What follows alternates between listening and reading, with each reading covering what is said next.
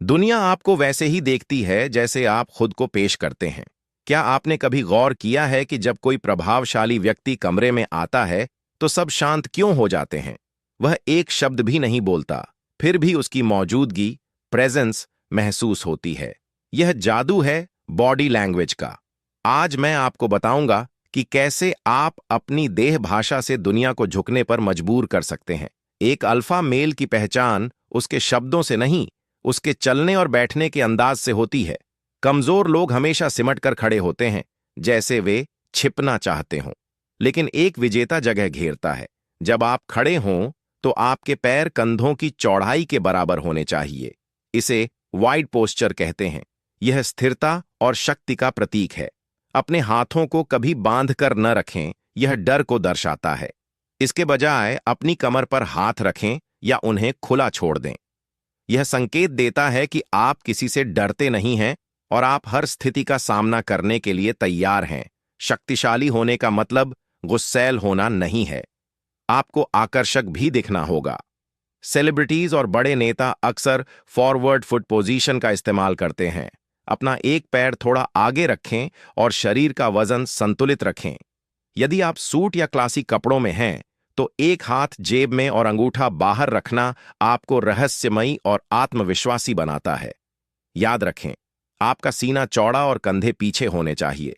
आप कैसे चलते हैं यह आपके पूरे चरित्र का परिचय देता है। दबे पांव चलना या कंधे झुकाकर चलना छोड़ दें। जब आप चलें तो आपके कंधों में एक हल्का सा स्विंग मूवमेंट होना चाहिए। यह मर्दानगी और टेस्टोस्टेरोन के ऊंचे स्तर को दर्शाता है। चलते समय जमीन की ओर न देखें। आपकी नजरें सामने और सिर ऊंचा होना चाहिए। जो लोग हर तरफ सिर घुमाकर चलते हैं वे घबराए हुए लगते हैं। एक लक्ष्य की ओर सीधे देखने वाला व्यक्ति ही असली लीडर कहलाता है।